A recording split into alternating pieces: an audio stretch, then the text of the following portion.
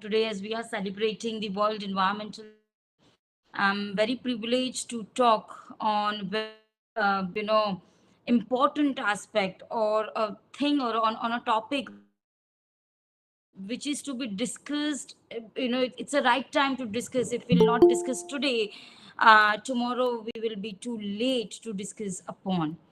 And so today we'll be discussing on the rights of Mother Earth, rights of the environment itself.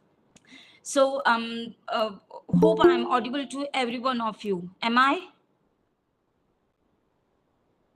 Yes, ma'am, you're audible. Thank you so very much. It's been 8 years that I'm teaching environmental law, and somehow, it's some moment I have experienced that students find it very boring when we discuss about the environment. They say it's very boring. We just are talking about for the thing, for the subject or a object which we cannot directly feel. However, we do, but sometimes student feels like that way. So I'll try to make this a lecture as much as interactive as we can. So, dear students, the dear participant, first of all, thank you for joining me. And the first question that I have for you is, I just want to know from you that what do you mean with the term, with the word nature or a earth?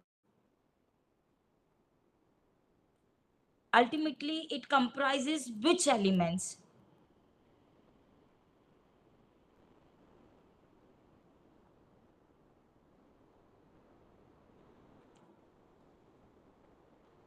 I am just okay. Ranjana Shaw has given an answer in the chat box, and she says that the environment includes air, land, and water.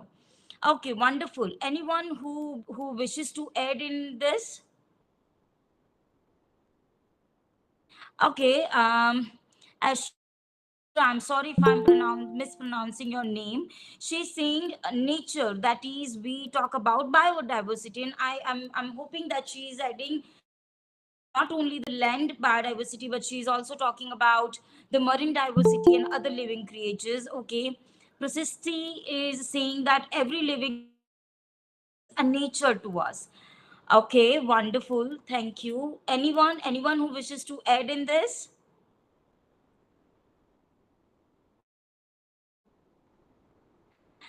Okay. Ranjana is saying again that whatsoever is surrounded to us, nature is an earth, or it's an environment for us. Wonderful. Then Palak is saying that all the plants, animal, etc., all the things that happens in it is included into the nature, or it's what comprise the, I mean, terminology, the earth or an environment. Okay, wonderful. Sorry, wonderful. Then second question that I have is, what do you mean by the terminology that is legal entity or legal personhood?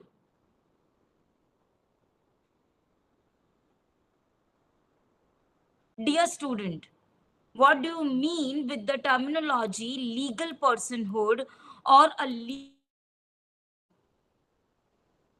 Because when we talk about earth's right, that means that we are talking about the rights of the earth. That means that earth is in a person. What do we mean with the terminology of personhood or a legal entity?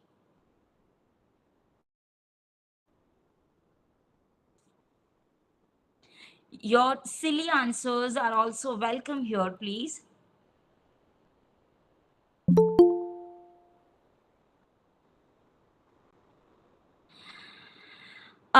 Palak is saying that a legal entity is organization recognized by law which is having a legal identity. Very true, Palak. Well said. Anyone who wishes to add?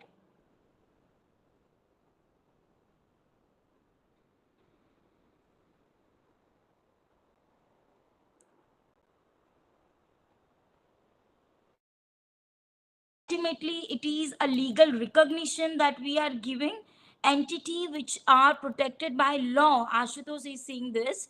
Then we have Astik who is saying that any person recognized by law having rights and duties to perform is a legal personhood. Wonderful. So basically, a thing or a person, may it be artificial person or a natural person, who has rights and who has certain duties to perform, is when we call that entity or that personality as a legal person.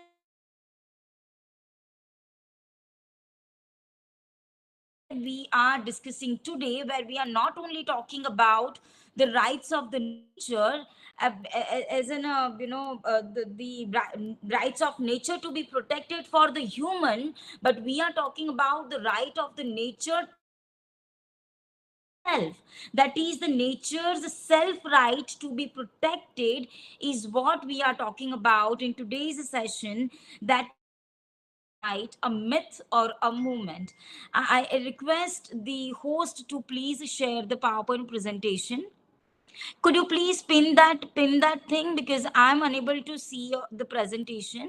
When we talk about the rights of the earth, so basically when we say this, we are talking about the transforming our approach from the anthropocentric approach to the ecocentric approach. One more question that I have is, anyone has any idea about this terminologies? The first one is anthropocentrism and second is ecocentrism. Anyone? What do you mean with the terminology anthropocentrism?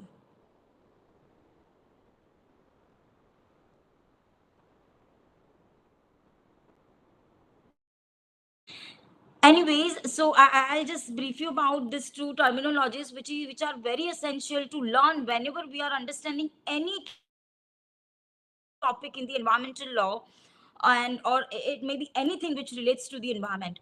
The anthropocentric approach, dear student, is putting a booster while talking about the environment protection.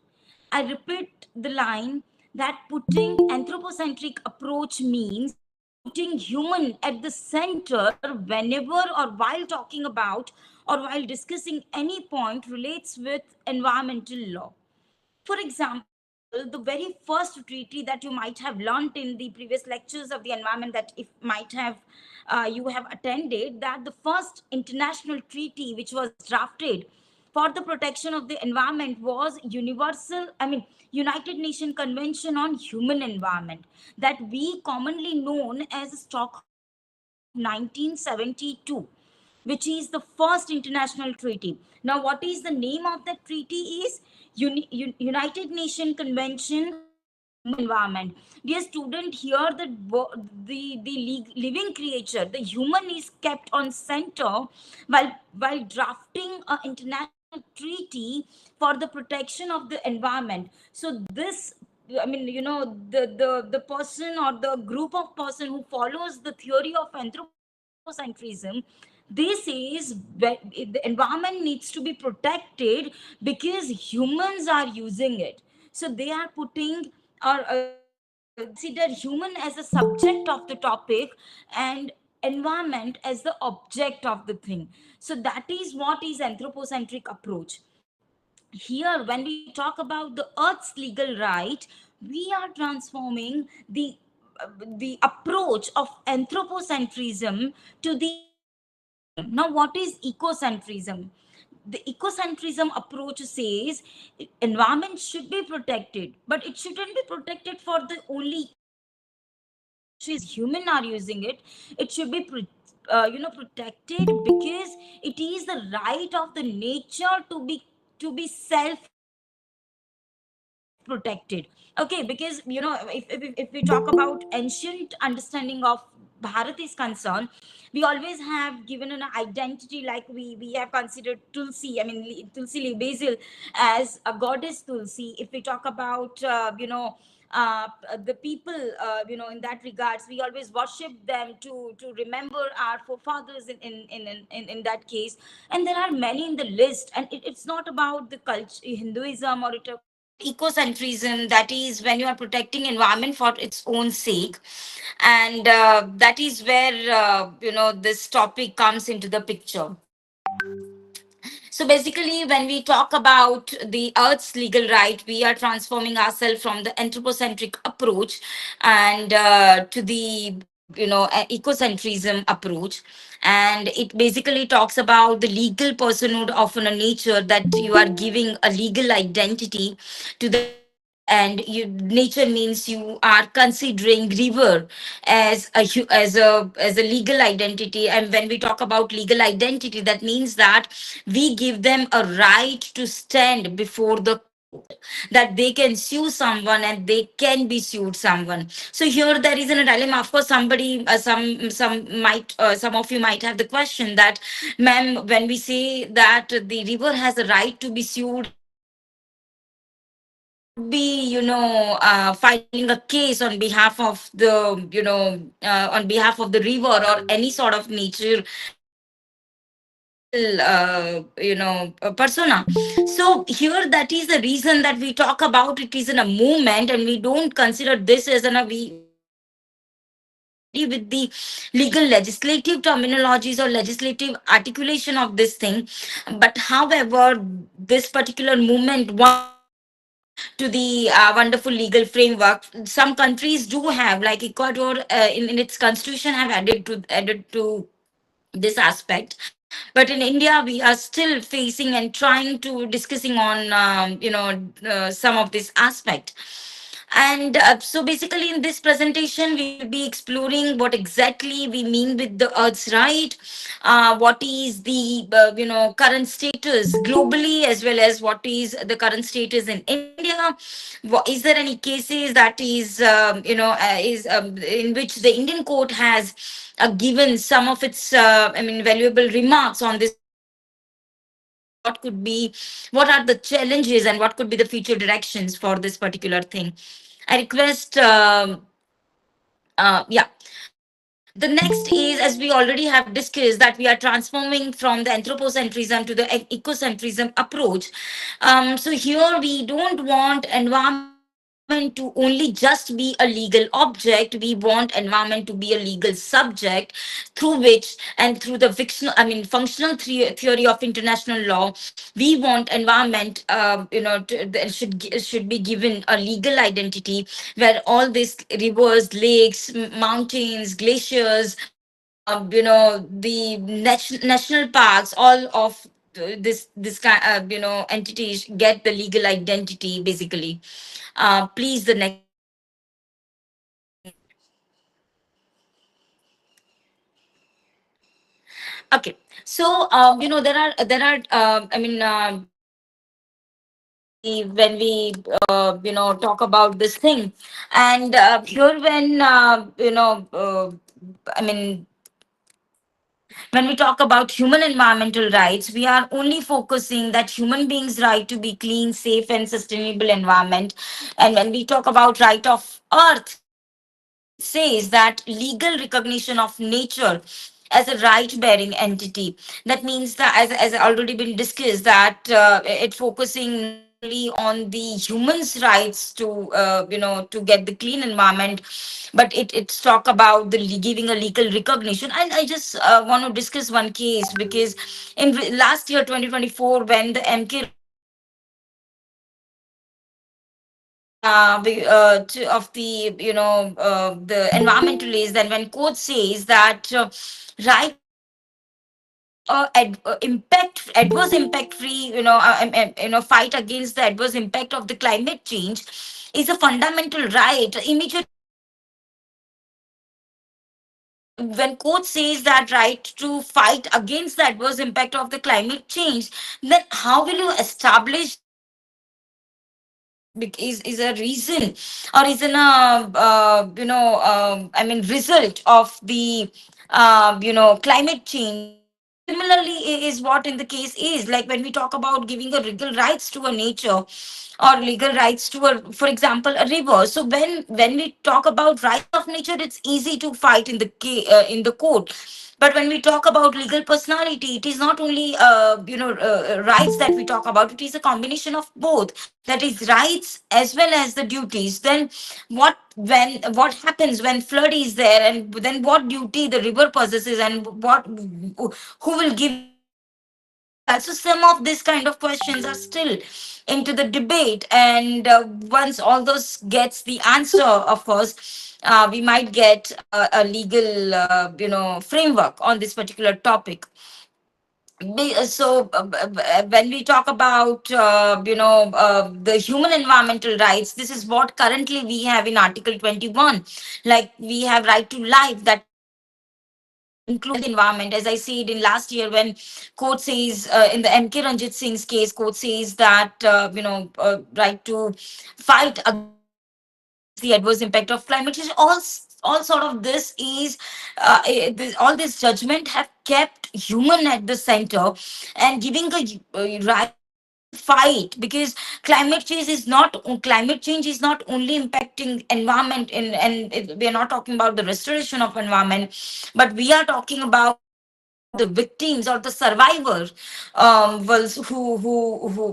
are who are a victim of this incidences. Okay, so basically this is talking about this. I would request Samir to please move to the next slide.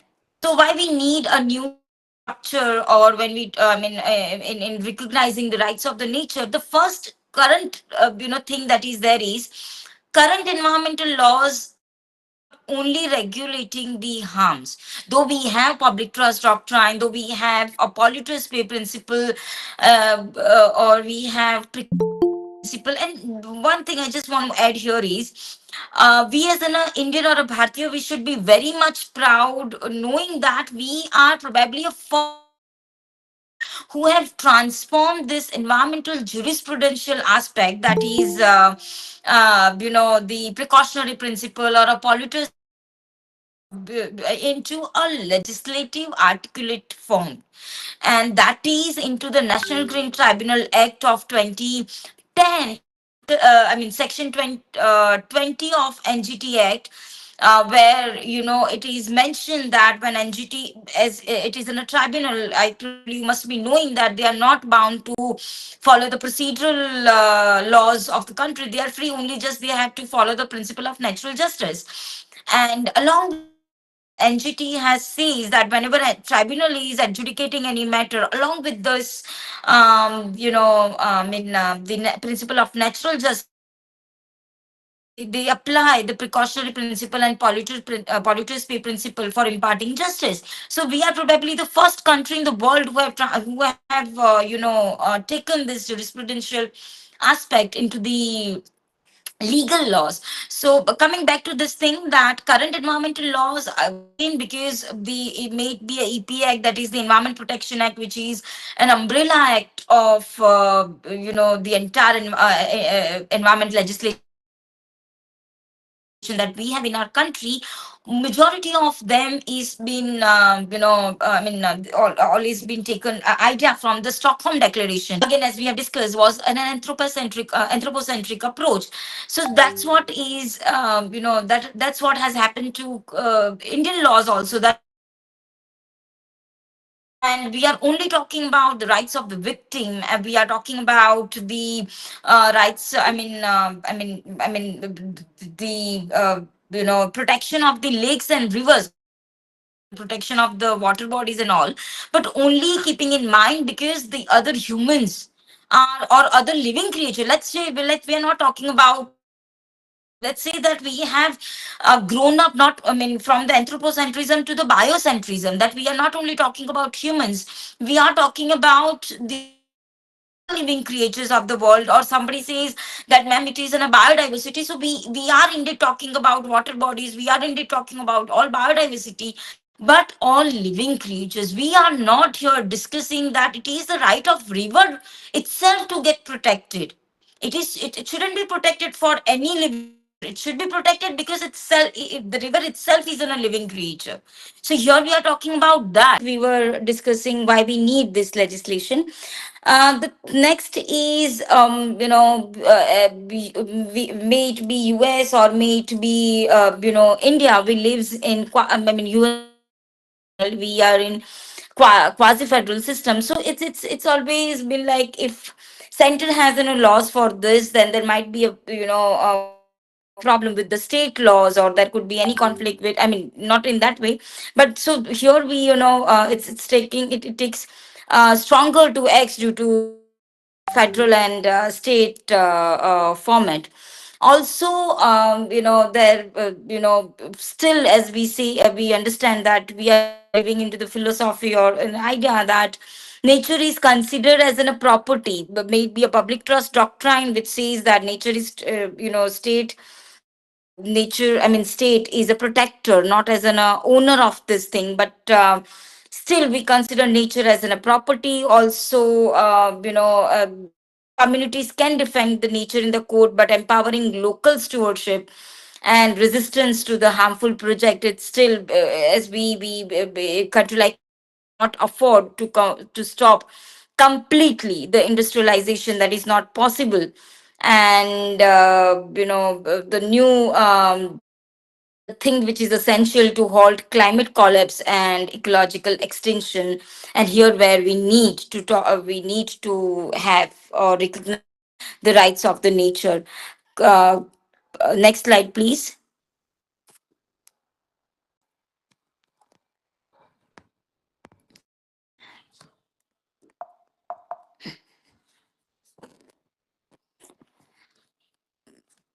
I think you have moved to the I mean, previous slides, please. Previous slides. Previous. Previous.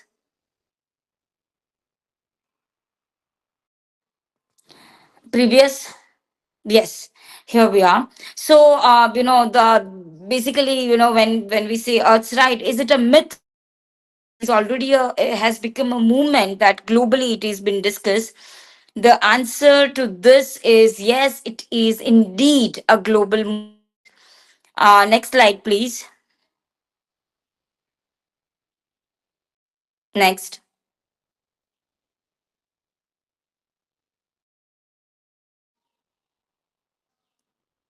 Now, why we are saying that it is, a global movement? Because as you see, probably countries of six continent have already recognized, somewhere by judicial activism or through legislative framework, but somewhere they are discussing, somewhere through any means they have already recognized the rights of the nature.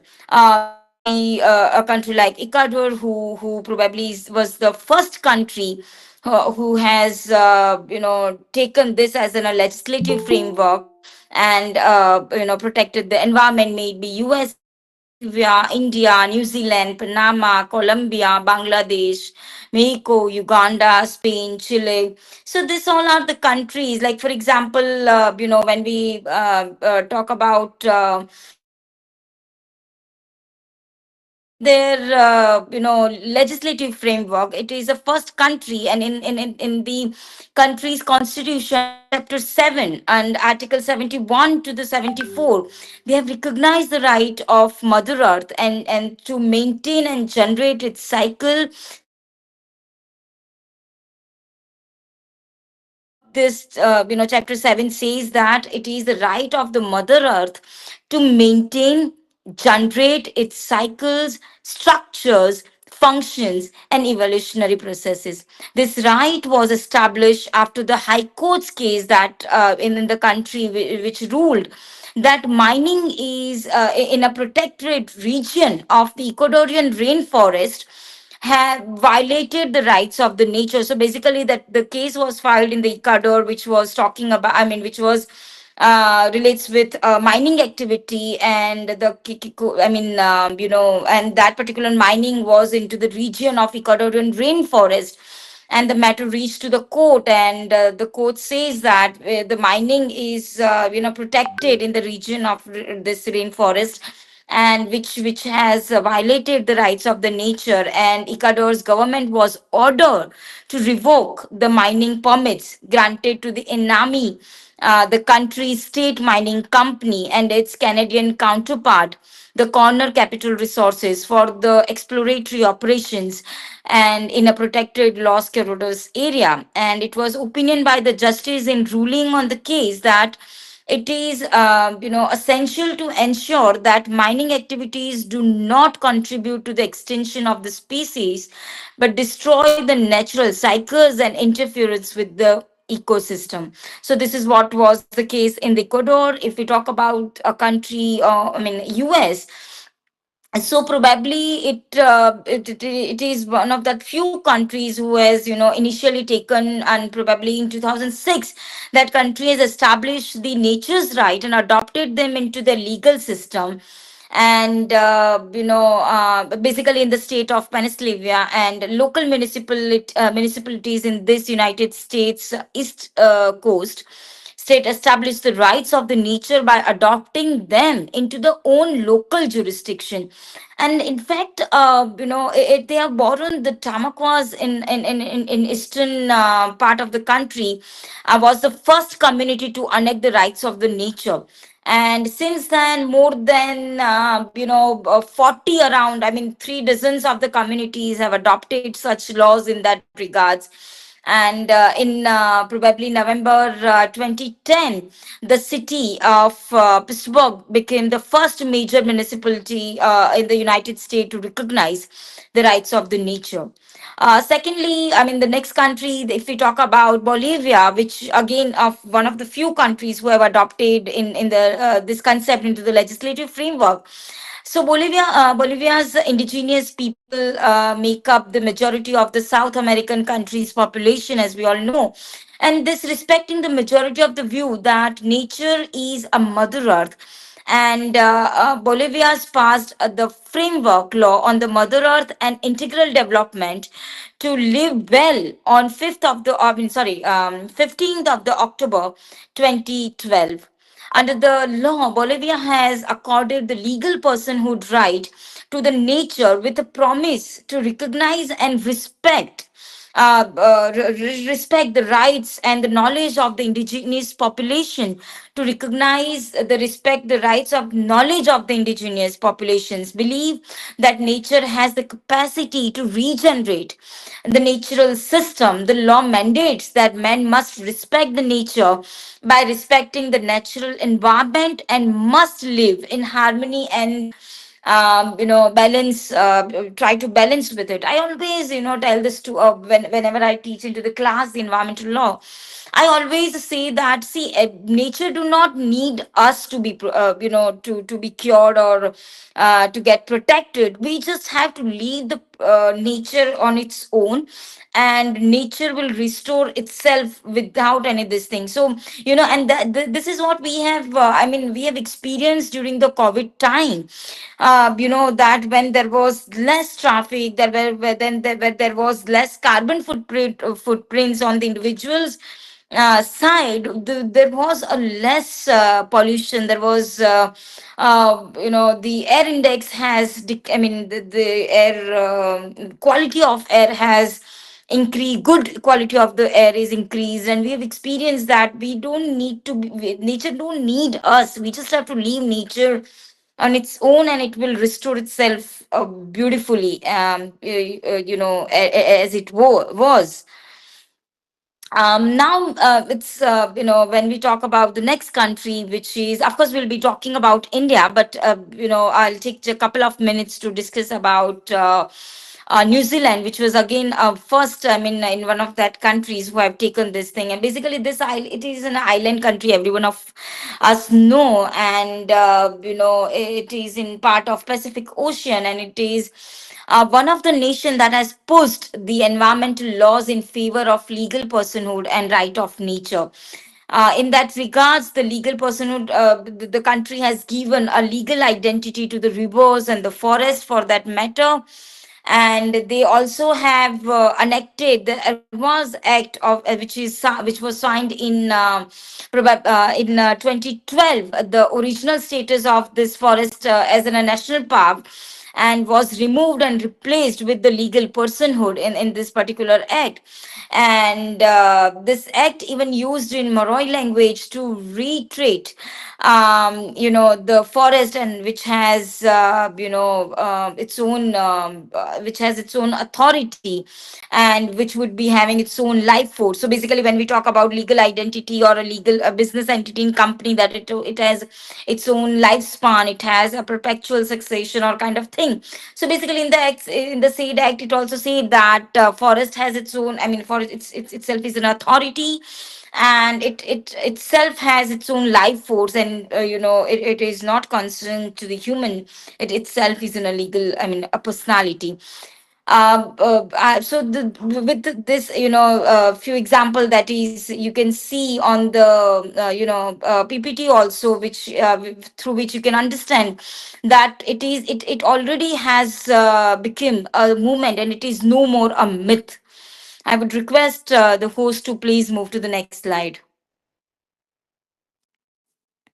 So here some of the treaties or charters or declaration. Previously we just have discussed what was the domestic law of the different countries have talked about the protection, I mean, Earth's legal right. But here there are some treaties, charters, or a declaration. First and foremost was which was signed in 2009, which is United Nations Harmony with the Nature program, which has recognized the ecocentric approach and calls for the global policies for the same aspect. Secondly, as we all know that for the human rights protection, we have UDHR.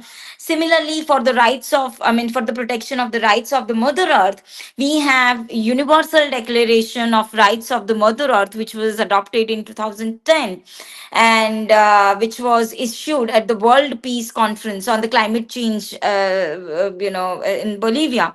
The second, which is proposed treaty on environmental personhood, which is drafted at the global level by the NGOs for the recognition in the international forum, but still in the international law, but still the things it is into the discussion. Then there is national park, treaty. Then some. I mean, national movements for that. Then there is an IUCN resolution which was of 2012, where the IUCN member has formally supported this ideology and have started debating about the recognizing the nature as an illegal identity. Then there is the European Union Parliament reports, which also have discussed this rights of nature in the European Union green laws and proposal. And I think there is also not only to this, but European Union, I think last month only they have adopted the criminal laws for the environmental crimes. Of course, it was not it is not named with direct name with the ecocide, which is again a very apt topic, which requires, I mean, which is required to be discussed, and it is in a need of an hour to discuss on these points. So the European Union has become the first this thing who has adopted the criminal laws for the environmental crimes, and India, we should take the ideas, and we should inspire with this kind of movements that is ongoing in the European Union countries, and we should adopt in near future if so possible. I request somebody to please move. Okay, they already have moved. uh, the next, which is there, that is the environmental, I mean, the rights of the earth movement and its development into the Indian context. The one case which is not, I will say, a recent one, but is that has happened into the Punjab and Haryana High Court. That the case was filed in Punjab and Haryana High Court, as we do not have any legislative framework, neither direct nor indirect. So whenever we talk about earth's right in Indian context, we only have to study through the judicial pronunciations or the judgments which are there on this thing. Because in 2017, the first high court that has taken this particular aspect into the through the judicial activism was the Uttarakhand High Court, which has given a legal identity to the Ganga and Yamuna River.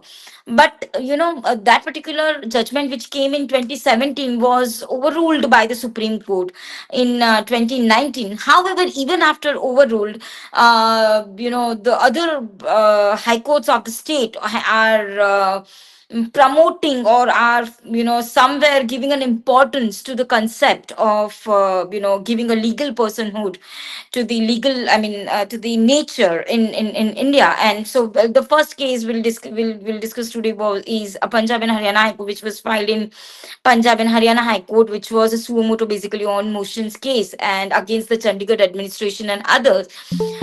This particular case was a suo motu cognizance that court has taken, and that is to protect the Sukhna Lake, which is situated in the Chandigarh. And court found that as it is, the condition of this lake is deteriorating, and environmental, it is considered as an environment degradation, and could be considered as an encroachment which has endangered the lake's survival.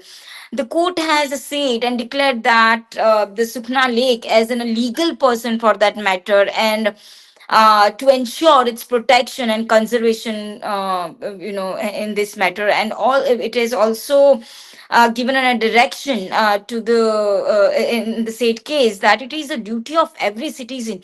See what problem we have, and I think not only we in a Bharat, but also in many countries, we as a human only talks about the rights. We never have talked about the duties.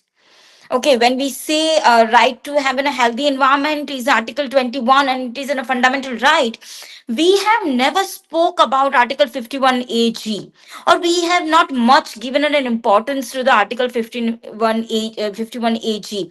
Rather, it should be reversed into the context when we talk about the environment protection, that a duty of, because it may be a carbon footprints, may be environment. See, guys, environment protection, it cannot be only the particular ideology cannot be achieved only with the efforts of the administration. It is the duty of every citizen to try for that, for this particular thing, and to protect the environment for that matter. So basically the court has given rights to the every citizen of the Chandigarh, who, those who lives in that territory, that they have a duty to safeguard the lake from the extinction and the degradation. So this is one of the judicial pronunciation for that matter. I would request someone to please move to the next slide.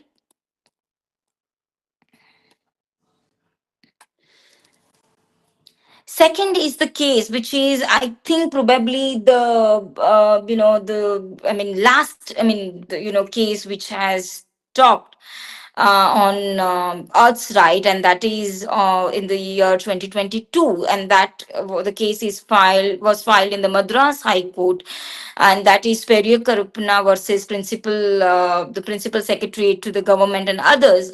And this particular case was filed that particular petition was filed, rather, to challenge the administrative inaction in the environmental matter, that is taking administrative authority answerable for the protection of the environment. And the court took the opportunity to reinforce the instinct right of the nature, and court says that mother nature shall have a fundamental rights, legal rights, and a constitutional right for her survival, and for her survival, safety, and resurgence, to maintain her status and to promote the health and well-being of the mother earth. Can we please move to the next slide? When we talk about biodiversity, when we talk about environment, we are not only talking about mountain, glaciers, rivers, and lakes. We are also talking about the animals, who are indeed a part of environment. And this particular case was relates with animal cruelty and welfare standards that the country has. And the court has elevated the legal status of the animal to ensure the enforceable protection for the same thing. And the court has said that animals are declared as an illegal person which has an illegal identity or entities with all corresponding rights, duties, and liabilities of a living person. Guys, when court says that it is an illegal person, it's always, the question that arises in our mind, that if it is an illegal person, what if a tiger attacks on any human, and so who is passing through a forest, and which is not reserve forest? Okay, so do that tiger has any liability or a duty also? Who would be answerable for that thing? Who would be questioned for that matter? So here there are the question which are remain unanswered till the date. But here there is a judiciary, when Supreme Court already has overruled. Now somebody says that any no high court can overrule the judgment of the Supreme Court. But here it is on the different aspect. They are not only talking, because the Uttarakhand High Court's judgment, which was overruled by the Supreme Court, was only talking about river Ganga and Yamuna. Okay, so here we are talking about animals' right, we are talking about lakes' right, we are talking about other this thing. Okay, so here there is a changes in the subject matter of the environment, though other different elements which are there into the environment. Somebody please move to the, host, please help me to move to the next slide.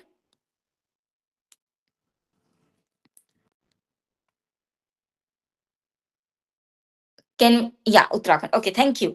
Here that is there is another case which is again talking about animals' right, and this was the PIL which was filed by the Narayan Datta, and again regarding the rights and the protection of the animals. Again, court says that animals are a legal entity and having a distinct persona with a corresponding rights, duties, and liabilities of the living creatures. So ultimately, the same thing which was again discussed, in the previous case. Next slide, please.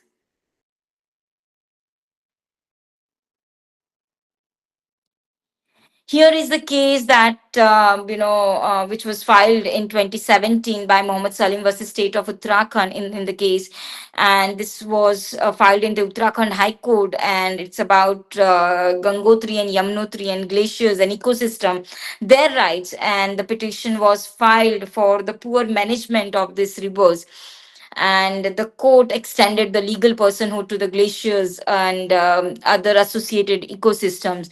And court says that Gangotri, Yamunotri glaciers, as well as the other natural entities like waterfalls, meadows, lakes, and forests in the Uttarakhand are hereby recognized as a legal personhood, having the rights and the duties of legal entity. And probably this was the first case that was filed in India, which was talking about granting a legal rights or granting a legal personhood to the nature. And then it was followed by Madras High Court, and then the other this thing.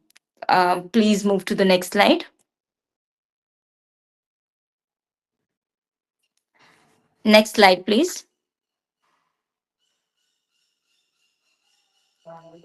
Thank you. The next, which was the PIL, which was filed in the Supreme Court concerning the approach of ecocentrism and environmental justice, which was filed by this TN Godavaran versus Union of India. This was filed in 2012, and it was originating from the forest conservation matter. And in this phrase, the court discussed the broader environmental justice aspect, not only as an anthropocentric approach, but it's to be transformed from the ecocentrism approach. And the court says that environmental justice can only be achieved if we move away from the anthropocentric principle and recognize the intrinsic value of the nature and its rights to its own right to exist, which is again based on the ecocentrism approach. Thank you. Next. Again, similar case which was filed for the Narmada River as an illegal entity in 2017 in the Madhya Pradesh state legislative. This declaration relates with that, and again it has recognized the right for the same thing. Next, please.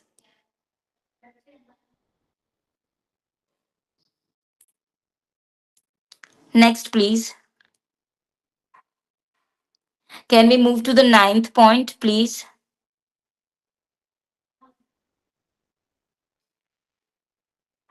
Dear host, could you please help me with? Thank you. Uh, Again, there was a legislative, legislation or a draft of legislation which was proposed for National River Ganga Act. And in 2017, this proposed law was aimed to provide a Ganga River with the legal personhood status, like how New Zealand has done for its lake, and a special legislation which was proposed for the protection of Ganga. The It shall be declared as an illegal, but still the discussion is into the pipeline and probably have not been yet achieved, and we are still in 2025 um, waiting for a legislative framework on these aspects. Let's move to the ending part of the topic, and which is talking about the challenges, probably which which are there to achieve, or which are there in granting this rights to the nature from, and transforming, I mean, moving from the not only living into the judicial activism for this matter, but asking for the legislative framework. So basically, the first thing which is there, it is that there is a legislative backing, because, as I said, we live in a quasi-federal system, so there probably a conflict in that matter and could be a challenge. Second, it is that executive bodies and administrative institution often resist enforcing the right-based environment protection due to the conflicting development goals. Like, because when we are saying that, we have to be on the status of the, I mean, 3 million, on the third largest economy of the world, and we have to achieve this trillion, this, economic growth. So somewhere, when countries' policies are based on economical, economical ideology, environmental ideology gets subsidized, and it has been observed that administrative authorities always give importance to the industrialization and economic development rather the environmental development. So that could be a challenge in having the framework on that. Second, as I said, the government may it be any. I'm not talking about the current government of the Bharat or any. It always focus on the GDP. There cannot be a second country like Bhutan who focuses on the environment, because if you see that probably it was in 20 till 2023. I'm sorry if I'm not sure with the status of 2025, but till 2023 the Bhutan was zero carbon emission country. Was There was no carbon emission from the country Bhutan. So India cannot be that, or we cannot rather afford to be that thing, because economical development is indeed a need of an hour. I'm not denying on that aspect. So there cannot be other country like Bhutan who focuses on the environment and not focuses on the you know GDP. Long back, I think in 2019, I was visiting Bhutan, and I come to know that even the matchbox stick, I mean, machis ki tili is also not been in produced in the Bhutan. That's what the localite says, that we do not have any sort of production. We do not have industrialization in a country. The air you breathe is a completely pure. So, we in India cannot afford. So basically, that is what is a challenge to India to achieve that thing. The second thing, which is the next challenge that we might have, is this right of nature or right of earth. It's still a new concept. We still are not ready with the entire understanding on this concept, that if we are granting a legal personhood, so we are very clear with what rights we are talking about, but we are not clear with what duties would be imposed on this thing. And legal personhood cannot be given until the duties gets decided. So that probably would be a troublemaker, I mean troublesome for legislative authorities or the lawmakers for that matter.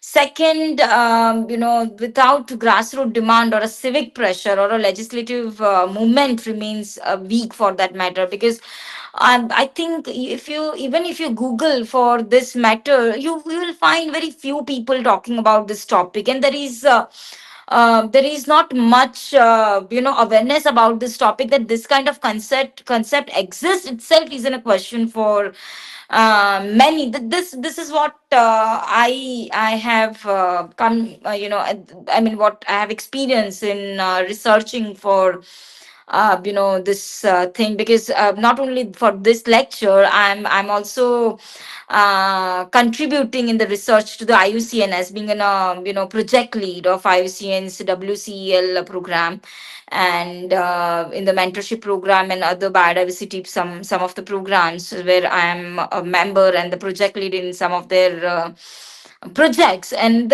here there also have experienced that this topic is very much raw and very much new to the, even for the environmentalist also, where they much not are convinced with this thing. And unless and until you have a movement, unless and until you have localized or indigenous people, or this side of the society who start, I mean who pressurize this thing, this might not be achieved. So this is what I assume. Courts may recognize rights of nature in one case or in couple of cases, but unless and until it get transform into the, I mean it becomes the precedence from the Supreme Court, there is no this cannot become a national level law or the precedence for this thing. And again, as we do not have any legislative framework who directly or indirectly talks about that, it is still into the pipeline.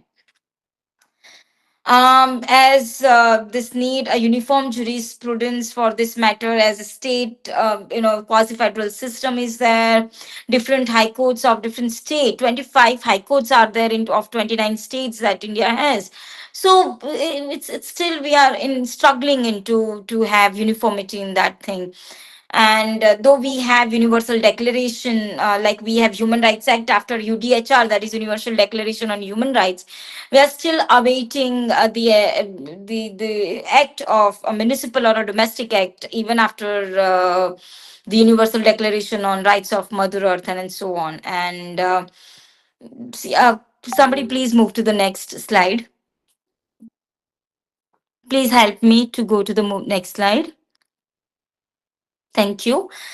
Even when we talk about, when court declares the natural entities or a legal personhood, there is no clear roadmap that court has given. Okay, like Ganga, as we are not living into the Satyug or into the Yuga where the river Ganga itself come and talk to the Bhishma Pitama or like that, where we are living in a Kali Yuga, and river, I mean goddess Ganga cannot come. So who would be a trustee to this thing? Who would be a guardian for this thing? Who would be representing the Ganga? Do will we have we need a separate authority for that, or a current legislative, I mean current administrative authorities are well prepared to represent this natural entities?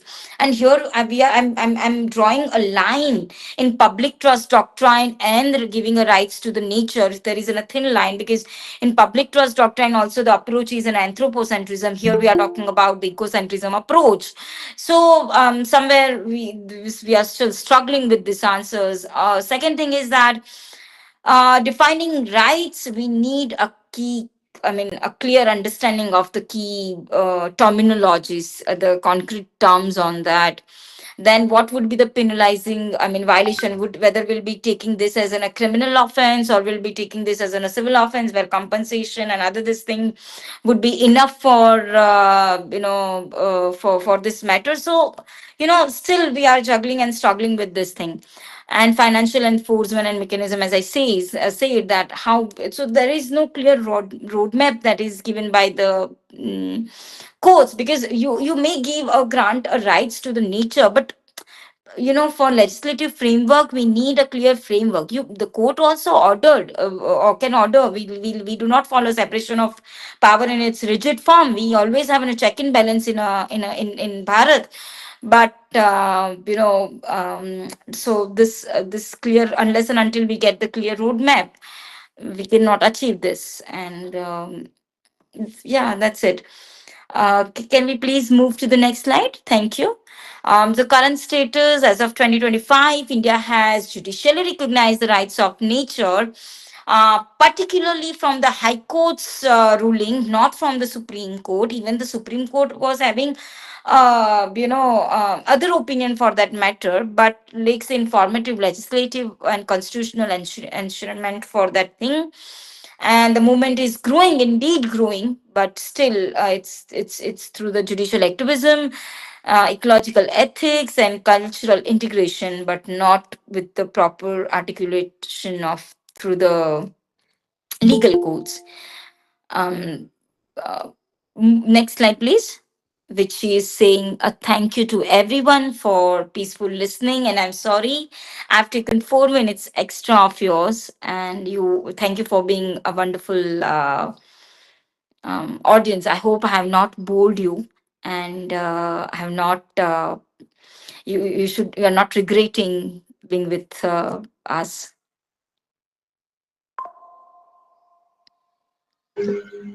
Thank you, ma'am, for taking the time to share your valuable insights with us. Your expertise was truly enlightening. Thank you for breaking down complex concepts into easily understandable parts. Your session has definitely enhanced the understanding of the subject. Thank you so much, ma'am. Anjali, if time permits, if anyone has any question, I'm ready to take couple of questions if so time permits, because I know you are having another session in line. So I'm okay. And I'll just share my email ID with you.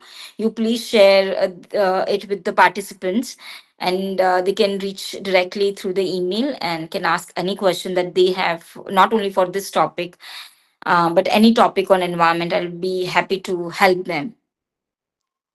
Sure, ma'am, sure. Thank you, everyone. Hope no one has any question. And my session was indeed a very. I mean, I'm assuming that it was very in this thing that you do not have any question.